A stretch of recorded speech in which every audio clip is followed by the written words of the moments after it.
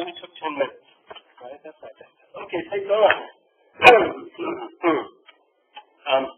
He's the last of the founding members of the Impressionists that we're really going to focus on in any great length. He was already painting in the 60s. He became very, very good friends with our old friend Pissarro, which we'll talk about, and had already been, like many of the other Impressionists, had already been having some troubles with acceptance in the 1860s, which led to him being part of the group in the 1870s. In the early 1870s, 73, like I said, he's part of that initial group of 30, right? Who form in 1873 and exhibit together in 1874. His picture in the 1874 Impressionist exhibition is his take on the Olympia. It's called A Modern Olympian. It's pretty horrible. Like, it's a really crappy painting, but some people really like it because it's kind of freaky. Like, you know, remember Manet's Olympia? She's laying there all nude and looking for you, the viewer, right? Well, he put the viewer in it. There's a guy at the top of that there, right? As she's all surrounded by all these things. It's really, really badly painted. And I always felt that that was something of a beacon of hope to those of us who make art or want to make art, in that he really wasn't very good for a long time. He's a slow learner. It's not until he's in his 30s that he starts to really hit his stride. Anyway, long and the short of it is that Pissarro had to convince or twist Monet's arm to get Cezanne into the show. Right? He really didn't want him because his works were just not that great. But they got him in, and to this day he remains one of the most famous of all of the Impressionists, right? Even though he didn't show in that many Impressionist shows, he sort of gave up on Paris as a place to work by 1879 or so, right? So after the first 3 shows, he's kind of off on his own, right? He moves out of town, okay? And part of that is because he comes from the south of France. He comes from Provence, right? You know, Provence is the area on the Mediterranean, so way south, right? Where Nice is down there, Marseille is down there, right? Where France bends around and becomes Italy, okay? And he's from just outside of Marseille, which is a rough and tumble working class city. To this day, all the good French gangster films are set in Marseille, right? It's this hotbed of kind of illegal activity. But there's more to Marseille than that. It's a great old port. And he was grown up. He had grown up in the suburbs outside of Marseille, in a town called Aix-en-Provence, Aix-en-Provence. So the town of Aix-en-Provence is still there, and it's a sort of a sleepy little village, bigger than a village, outside of Marseille, inland, obviously. I guess outside of Marseille, the other direction in the middle of water. So he's inland, up the hills, inside Marseille. And as he's growing up, his best friend growing up, right, turns out to be very famous in his own right.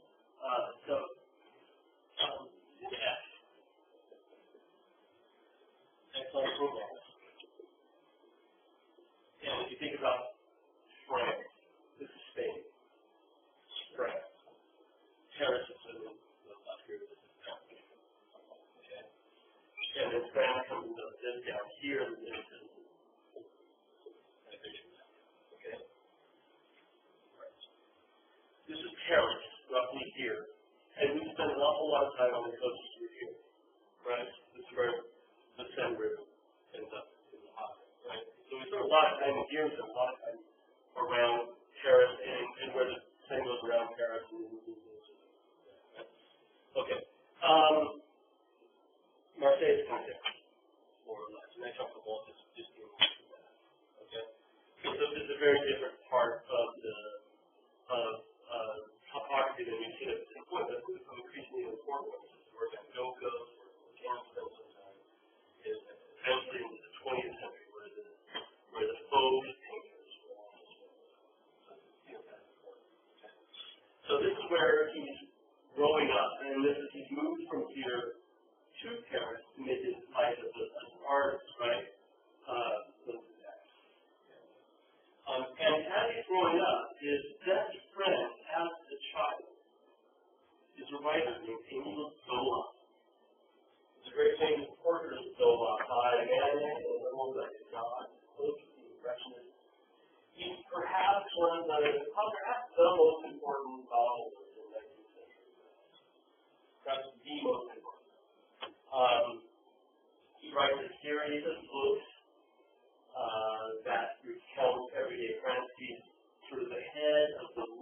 literary side of the universe. Right? All aspects of France. She writes a book called Nana. It's about prostitutes. That's very much always cited when people talk about the idea. Right? It's just a major thing. It's worth over 100 novels. Right? It was a comedy based on Dante back in the 13th century. Right? Wrote the Divine Comedy, which is the Purgatory and the Inferno, right? Those are parts of the Divine Comedy. Zola wrote the Human Comedy, which is 100 novels of various families in the world, right? Where characters will pick up and fall off to the fifth level. What is human, right? Human Comedy. And like I said, I think 100 human. Something like 107 novels in the series, right? Just wrote and wrote and wrote and wrote. And many of them, again, follow the lines of these different families. Right? One of them is called The Belly of Paris, which is all of the whole country. The Belly of Paris is all about the people who work in the food industry. Right? It's all set to lay off. Right? Another one called The Masterpiece. And he said, Zola said more or less based on those things, but based on a lot of based on things. And when the book came out in about 18, so forth with that, his wrote off.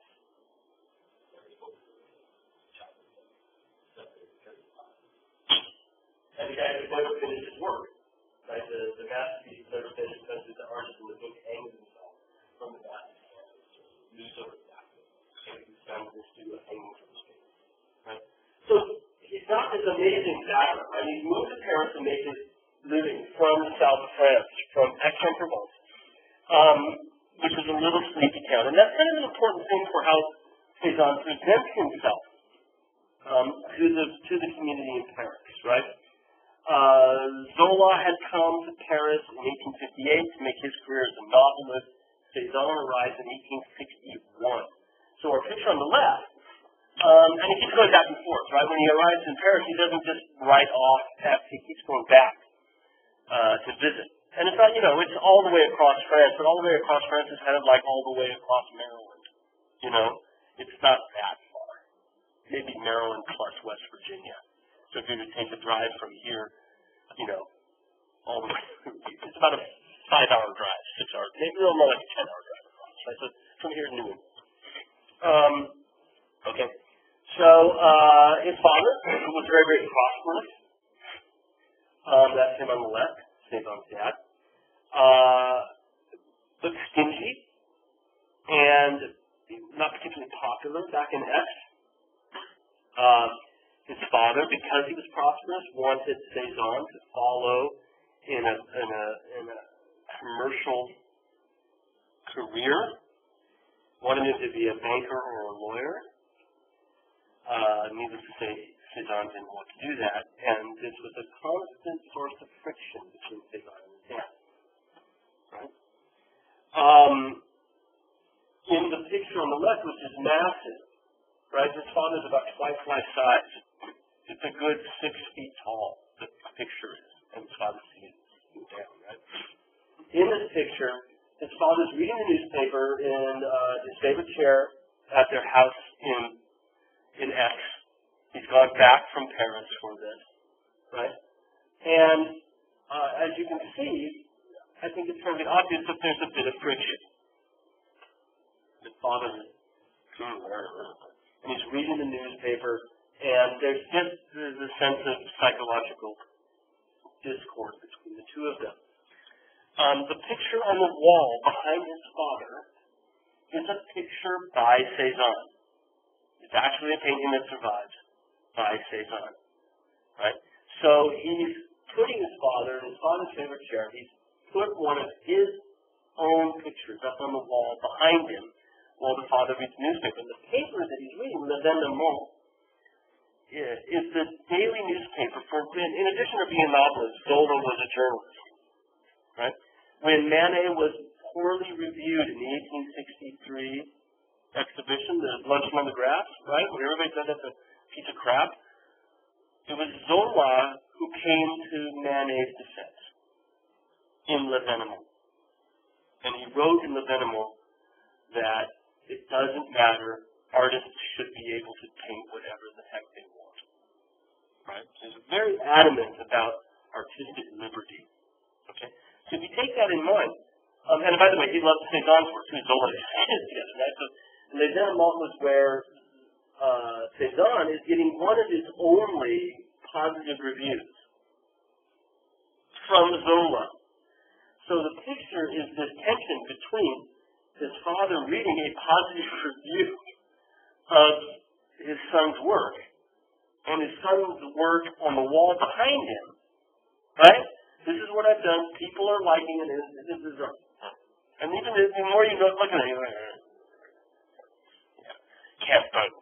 You just hear like, can't believe the press today, right? The things he printed. And even though it's about his son, because it's about his son succeeding at what he didn't want his son to do, right? And so the sense that the two of them really didn't get on all that well, I think is pretty obvious here. I was able to find it, right? Oops, sorry about that. I was able to find the picture, right? That this is more or less based on. Cézanne, when he does still life, often goes in and does multiple versions of the same setup. And so keep in mind it's a painting of a painting, right? And so the colors are a bit different there. But this is as good a version. This is still going to be seen in X, right?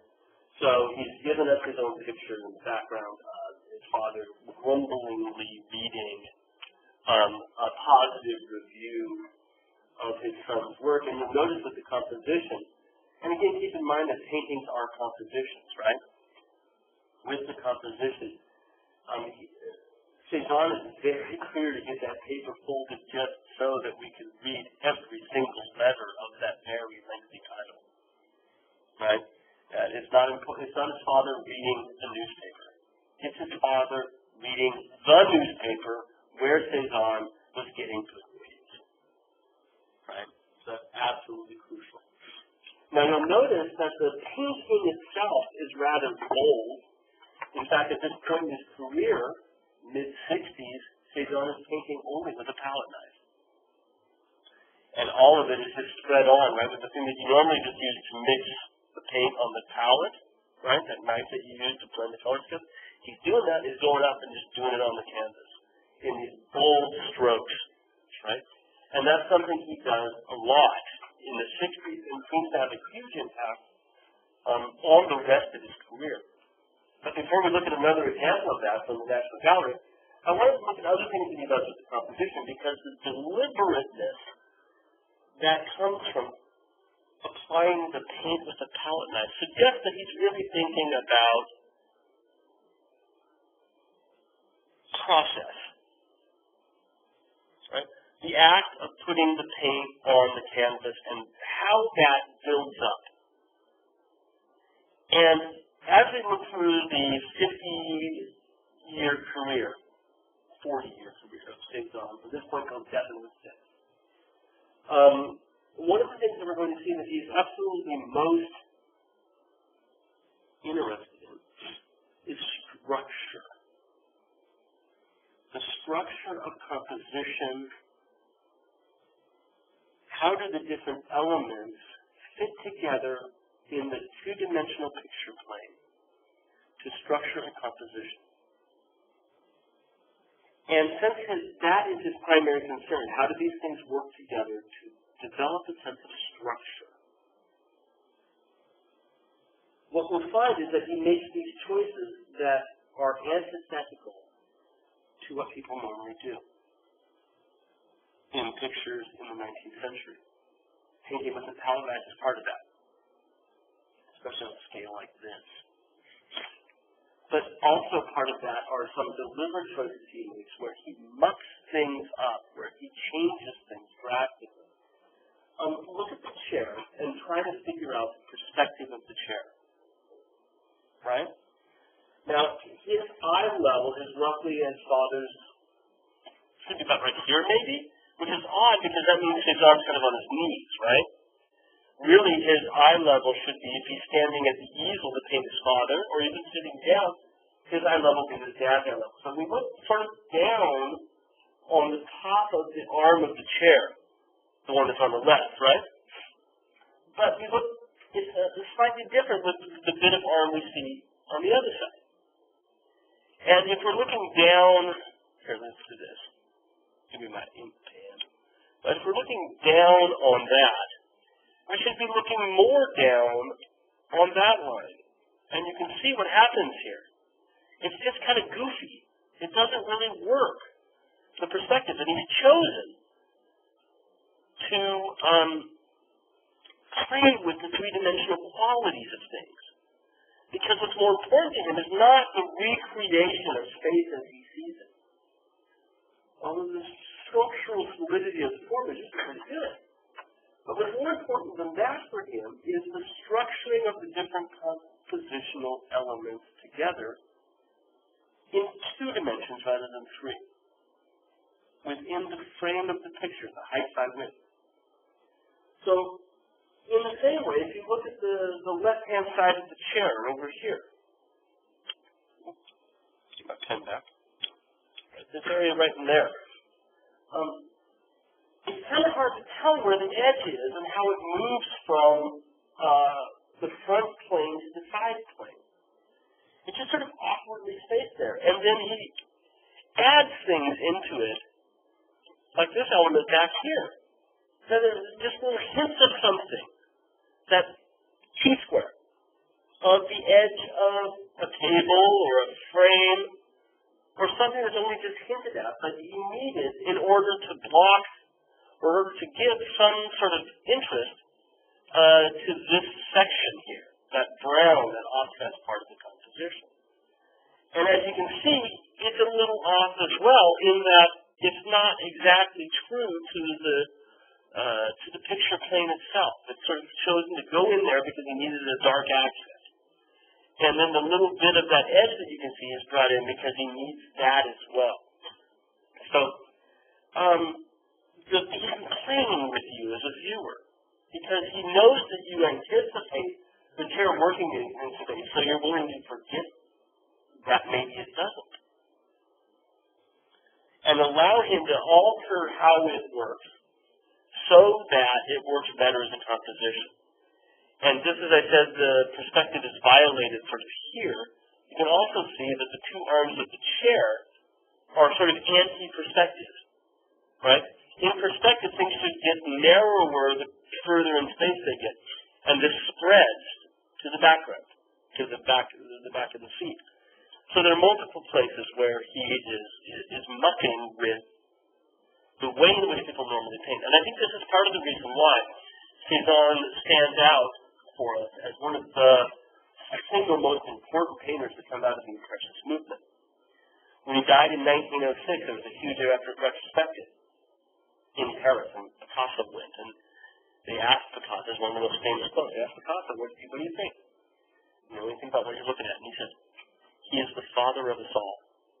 Because he took daring choices in compositions, and we'll see this as we look at more and more of his pictures, daring choices in composition that nobody has taken, that really do set the stage for cubism, for fauvism, for everything that happened from the early 20th century. Cezanne is right there at the heart of that.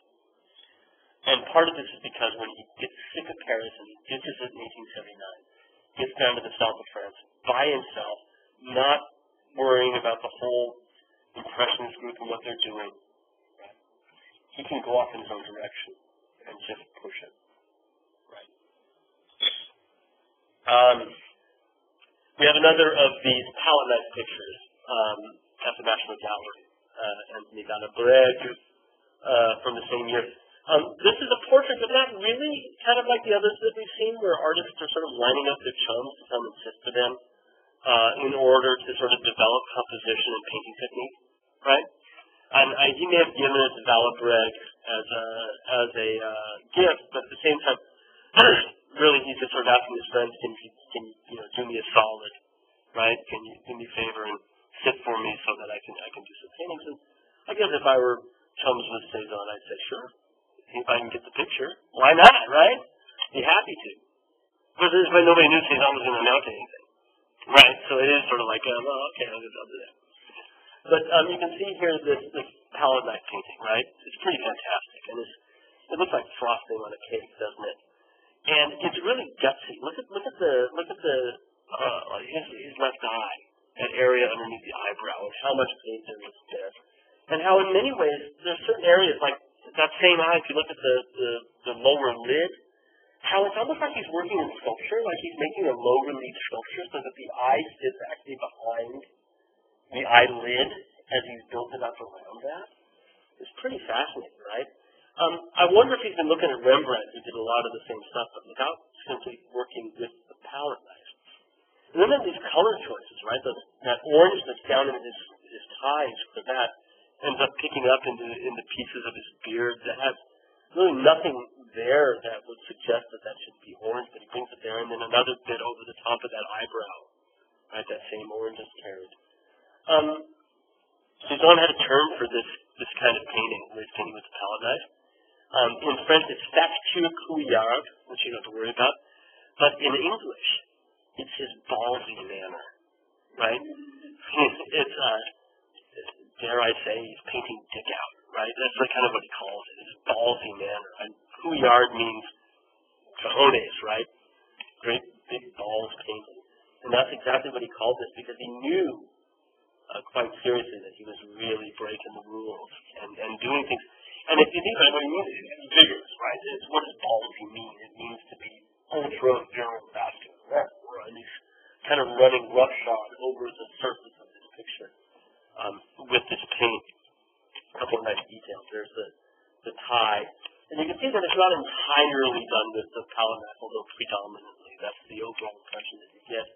But some of the strokes are obviously put in with brushes. We'll also see him come back in with the heel of his brush and just scratch into the wet paint as well from time to time to add to the sort of pictorial effects that he's trying to achieve. Right? So again, he's very much interested in the structure of the composition. And Cezanne wrote quite a bit about his paintings and what he was trying to achieve, and I got a couple of quotes from here and there that we'll pick up.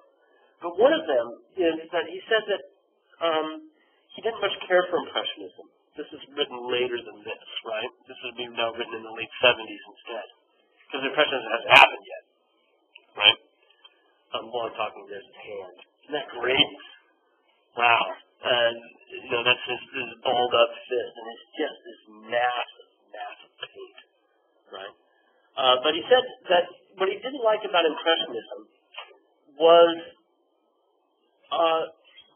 its transparency and the sense that they were trying to give you that it was inconsequential, right? That it was just something that happened quickly.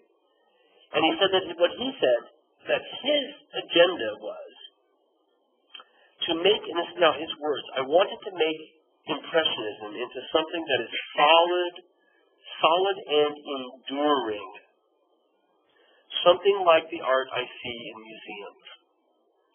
Now, at this time, right, Impressionists were only being sold in galleries for sale, right? And then the Impressionists that shows themselves, but they weren't in museums yet. And so he says that he wanted to make Impressionism look more like old master paintings, is what he's saying, right? Baroque and Renaissance works is really what he's referring to. The art he saw in museums.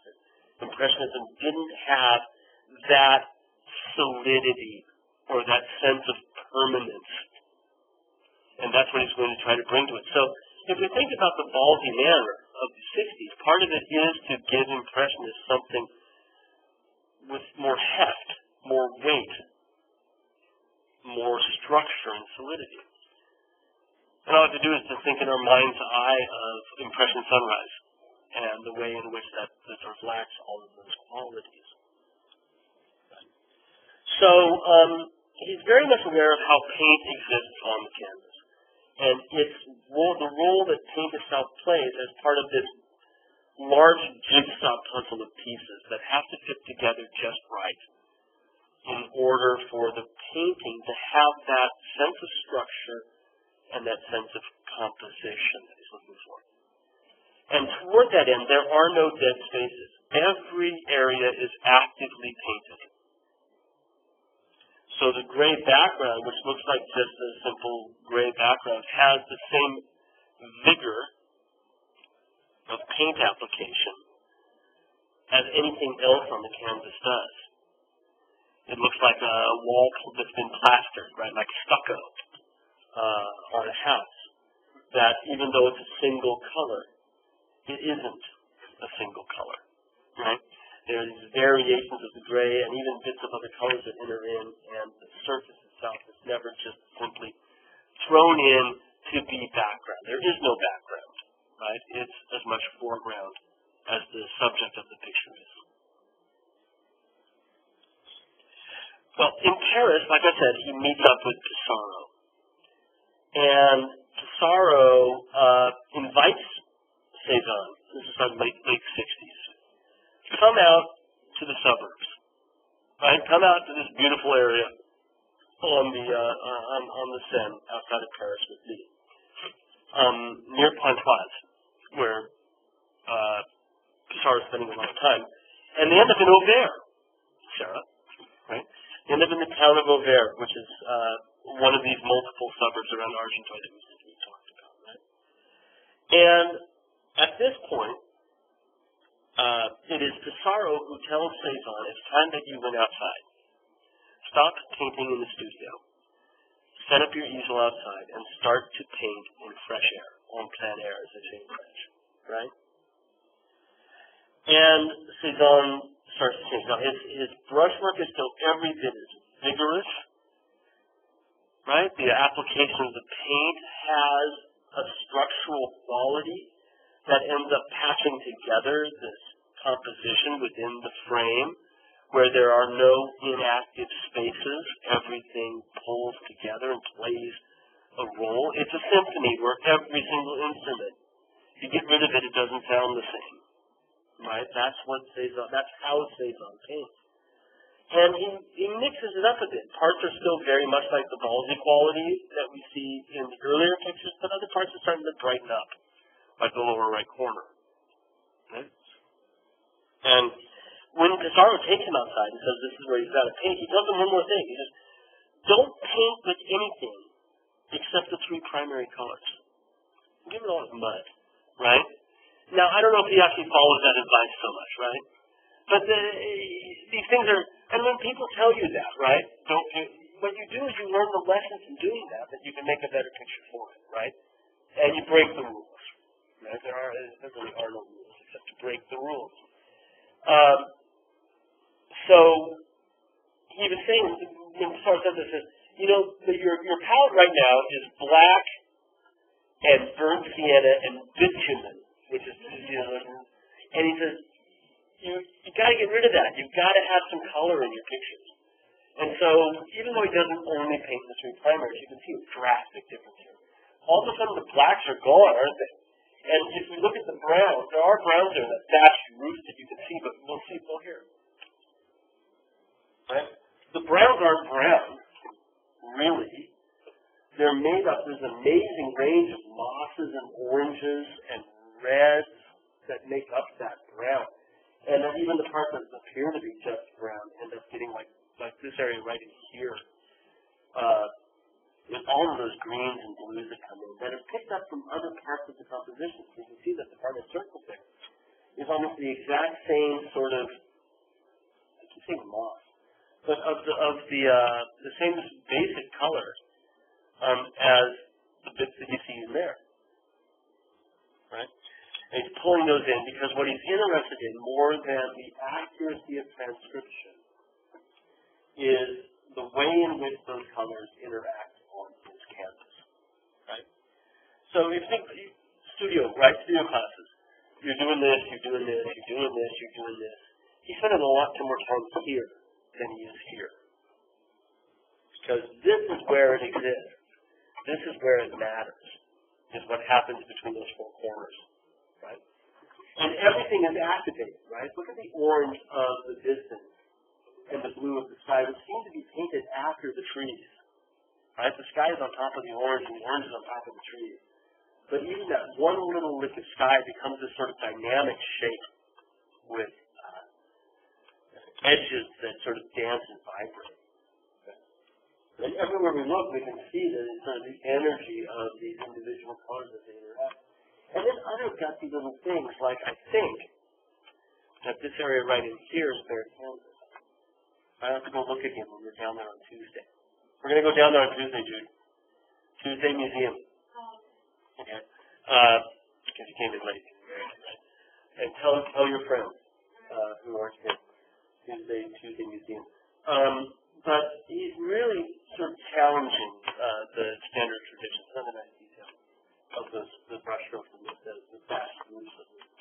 How he's really concerned with how these different elements stitch together. Right? The patchwork of paint that ends up on his canvas is absolutely crucial for him. We haven't really talked about this, and I'd love to do some more research into this. When they allow the canvas to become part of the picture and when they don't. Because you notice at some places you can see the weave of the canvas very clearly, and there are other places he totally covers it up. And I'm just kind of curious about paying more attention to that as a compositional element.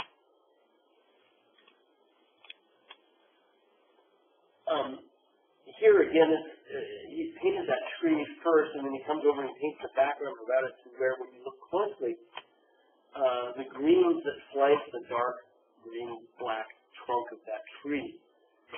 As you get up and you stick your nose in it, those things start to come forward, where the tree almost looks like it's behind that green rather than in front of it.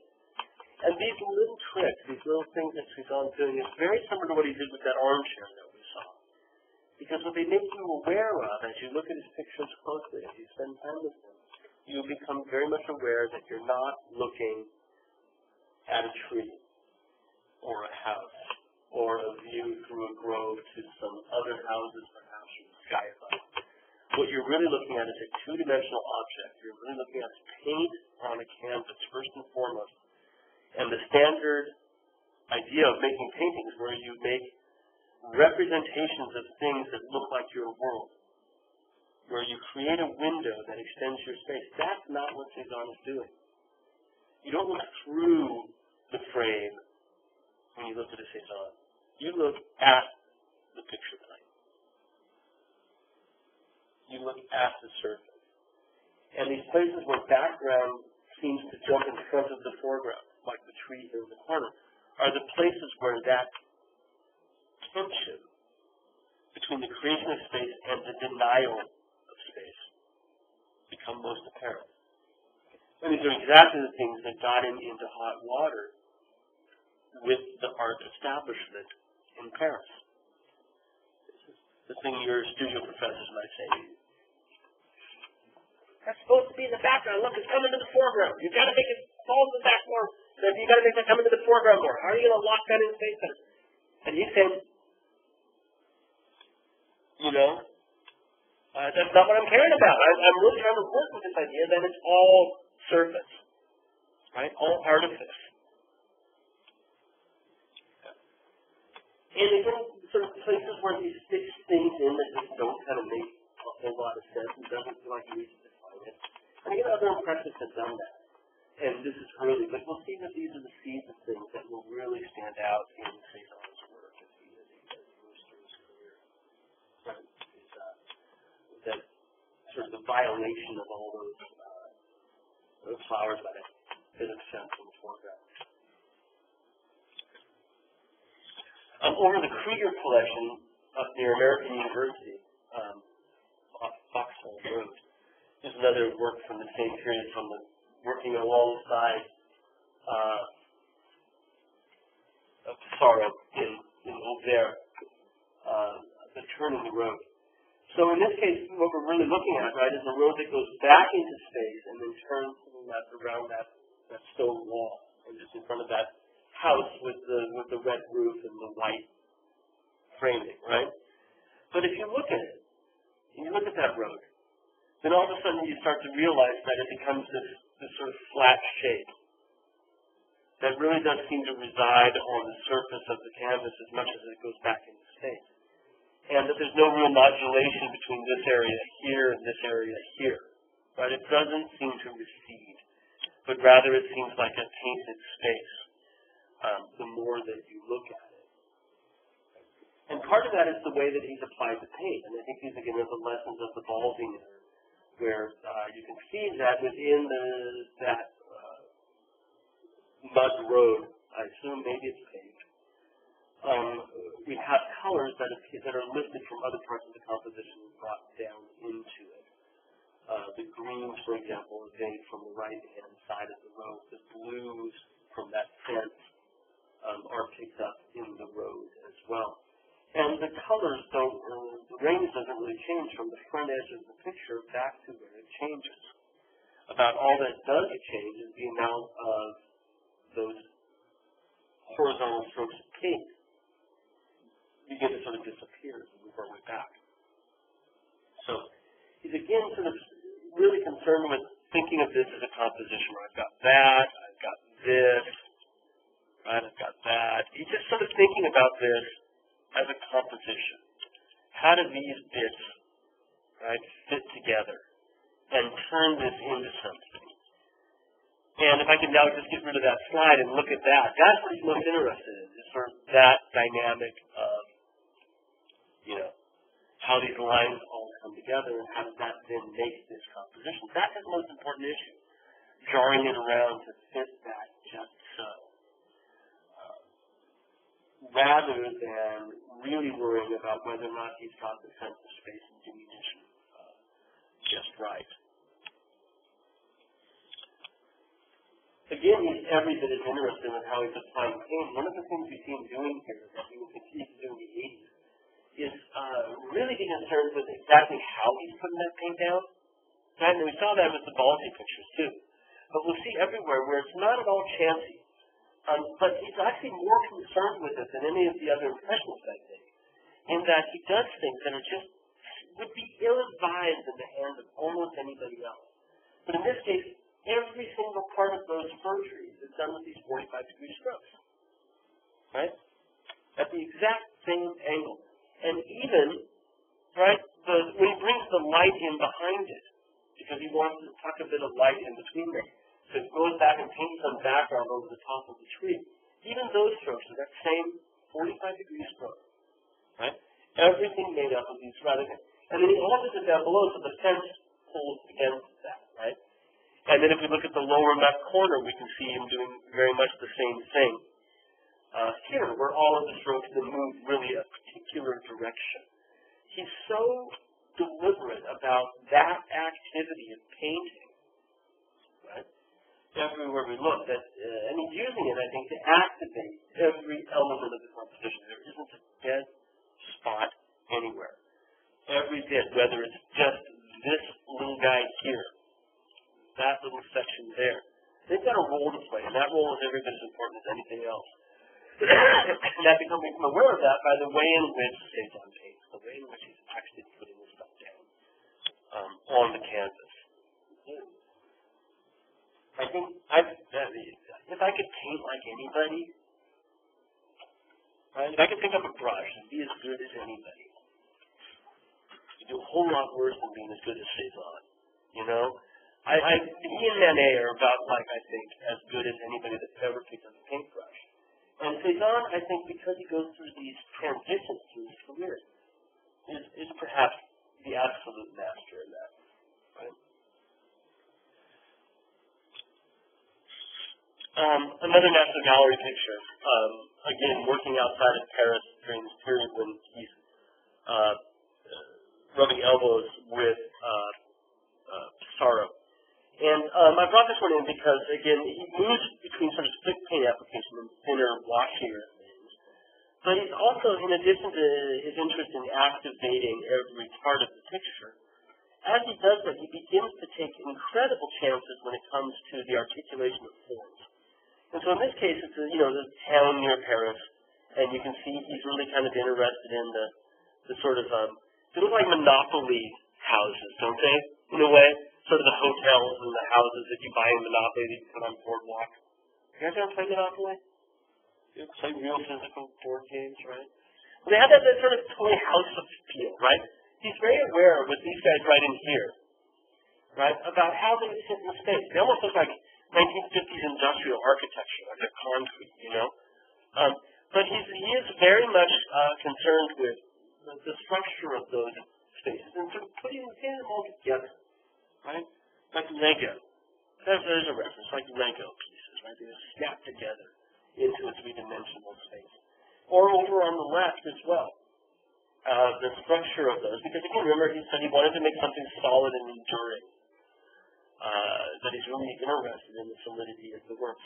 Another great Cezanne quote is he said that you should imagine everything in nature as if it were a cone or a cylinder or a cube. That all forms of nature are cones and cylinders and cubes. And that on a certain level he simplifies nature into these geometric forms. So if we look at the turn in the road picture from the Krieger, you can see how the grass on the left of the road ends up becoming like a cylinder, a tube, that's been laid next to the road, on the left of the road, right? Or how this area over here, right? See, he's imagining it. It didn't work. Well, you can see it there. That was my highlighter pen erased. And this area over here is built up by these sort of geometric forms that have been sort of fitted together. And that's really true in the picture from the National Gallery on the left, where he's articulated these elements. But then you'll notice the degree to which, as we look at the different buildings, the structure, the composition, the degree to which it blurs things, where you can't, you have an idea what you're looking at, but then when you try to figure out exactly what it is, and where one form stops and another one begins, sometimes that is really messy. Sometimes that's really difficult to tell. So let's look at detail over here on the left, right? There are these, I would imagine they're probably smokestacks. I don't think they're church steeples that close together, but there are these three elements that come up into the sky beyond that red roof. And as you can see, they don't attach to anything. They just float in the sky. Right? He's breaking it up because the composition is more important to him. And as we look in the foreground, in front of that, the red roof that comes down in a diagonal falls behind those trees gives way to that blue wall. But it's kind of hard to tell what's going on. Is that a roof of that wall? And if it is, then what's that odd bit of blue that's kind of shaped like the northern part of California above it? Right? Or what's happening just in here with these two parts? Where is the distinction between wall and roof, between front and side? And he plays with that a lot in his works, where he establishes things, and then he mucks it up, and then changes it, right? What exactly is this in the foreground? It's almost like a tombstone or something. A stone road marker. But he doesn't really care. It's there for the composition, not for representation. So this idea of forming structure and then coming back and violating that structure is a hallmark of Cezanne's work. And is part of the fascination of looking at it, and how he'll come back and say, okay, people normally compose this way, but I'm going to do something totally different. I'm going to totally mess it up. And confound it, because for him again it's right, this bit here. Right? That little slips of blue paint that comes over the top of that building there. Its role in the picture is not to be the top of the building, or to be the sky, or to be a window. Its role is to be a paint stroke in the composition, first and foremost. That may have been inspired by something that he saw, but takes on its own life independent of that. We could say the same thing to the various colors that we're seeing in the sky in this one as well. Where those greens that are in the sky are not green. Can you see the greens? Upper right corner of the sky and the detail on the right? Right? Sort of pick up these mint ice cream colors, there. Or the purplish pinks that you're seeing. Those aren't what he saw. Those are compositional choices that he's bringing in because he really wants the composition to hang together. What do you mean? It is, but it hangs. You know, and then the thing when you back away from that, when we're close up, yeah, way too much, right? But you back away, and then all of a sudden those building blocks, right? And again, you begin to think about how he's thinking about composition. He's thinking about this sort of busy area here that's all broken up by all these things. And then it sort of just opens out from that, you know? And if you start to see where he is on this, where is that busy area compared to the composition as a whole? Right? And what does that do to your perception? It's right there. Right? Is that really busy area of the slide of the painting, and everything else sort of begins to play off of that. Right? And these are the important things for him, is establishing that area and making a mess of this thing now. Right? And imagine that area there cut off by this, and then this area in here is all just made up. Okay. So I think good with all that. Brings back to it. But it's a composition, and that's that area down in there. This would be really easy to translate into a sort of a Mondrian painting, right? Or remember the Russians, right? The constructivists and so forth, right? You could totally see how this is the basis for that. Because you'll notice that even with these, the perspective has been played with a bit, right? He's not really worried about the receding lines to a single horizon. He's worried about making a little structural box, but then he's going to alter that because what he's really worried about is this cube, right? That rectangle, that slice rectangle. He's not worried about whether or not that group angle is just right. He wants this rhythm of these angles here, right? To pick up and look the way across. He's worried about the portion of that to this opening to that, right? And so that line that you get that he sort of picks out, it's almost like a barcode, right? Running through them. And they're almost all the same width. But not exactly, right? He's just varying a little bit. Those compositional elements are what really most fascinating, right? Our last picture for the day, and sorry for the jarring transition to this, but you can see what we were looking at with the road picture, the road to the bend in the road picture. Here the entire composition, almost all of the land with the exception of that house, right? The house and the sky are painted one way, but the rest of it is painted with these diagonal strokes that almost entirely are on the exact same angle. So the rocks, the bushes, he's come back in and he's scratched into it to give us some larger scrub in the foreground. You can see where he scratched into the paint. But the majority of it is sort of shimmering paint on the surface. And what that ends up doing is this blurring the faces again. So we definitely have some rocks over here that are working their way down this way. And Provence is beautiful. I mean, the mountains of Provence are this sort of marble, chalky marble, with low-lying scrub, right, for the majority of the trees. And there's some larger pines that grow around that, but then a lot of it is sort of low-lying scrub like this.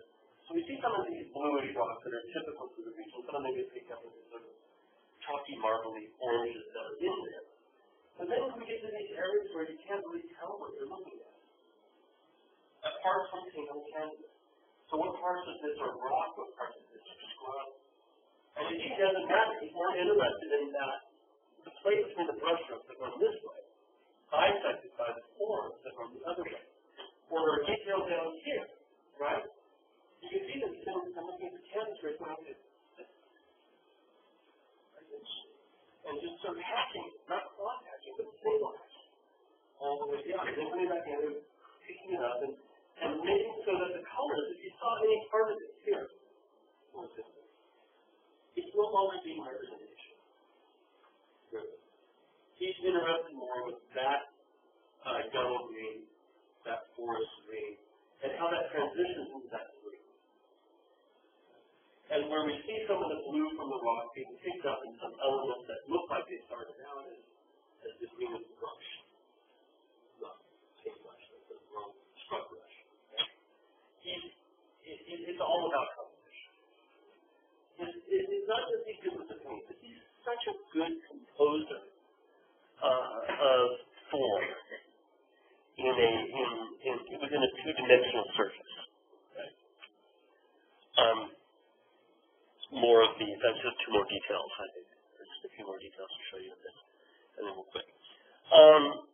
So again, that same interest in sort of how is paint put on the canvas, and how does each of those strokes of paint relate to every other stroke of paint that he's put down, and how does it relate to the pieces he's putting together within this two-dimensional frame, within the surface itself.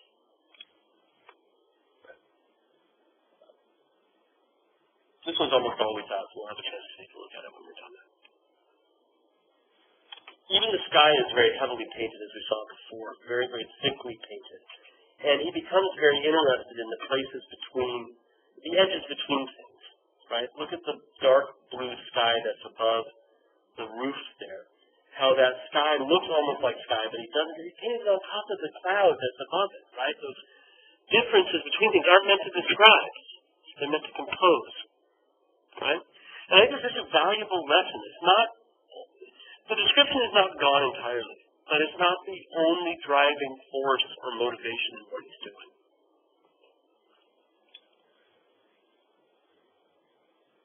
The man can paint, right? And, I mean, it's as good as anybody that ever picked up a brush. It's terrific areas where you can see how he's even working the sky in a slightly different way. It's almost like nature is alive. I've been fortunate enough to go to Provence a couple times. I've never been to Aix or L'Estaque, which is right on the bay. But a lot of Provence rises out of the ocean fairly dramatically, right on cliffs. And L'Estaque is a cliff, sort of hangs on the side of a hill, looking over a bay. So if you were to turn around the other direction, you'd look at the Mediterranean. And the reason I'm saying this is that he captures with these pictures, I think, a sense of that nature is alive and noisy and busy. It's breezy. And he's capturing that through the way he applies the paint. And they have cicadas down there, like we do, right? The constant chirping of bugs.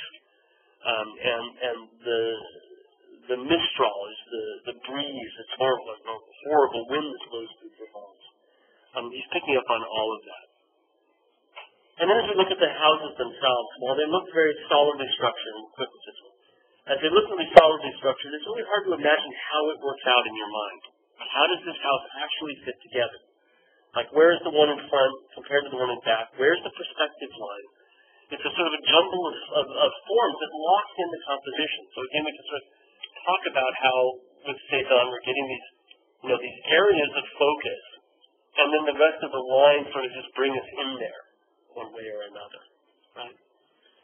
Well, we'll look at Cézanne in person on Monday, and then next Friday is the next reading, okay?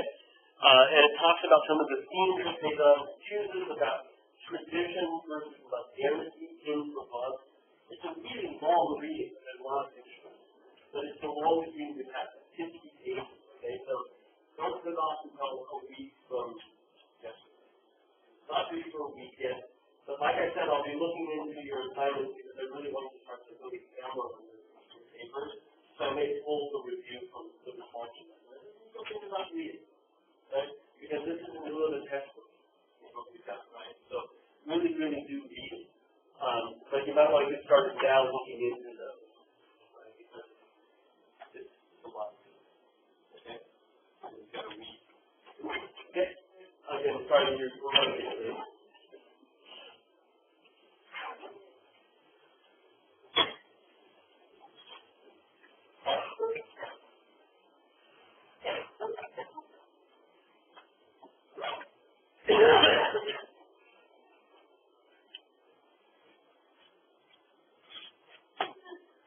Yeah. Okay. Which one is that? 295? Yeah. I'll register for it. Send me an email. What it is? Okay.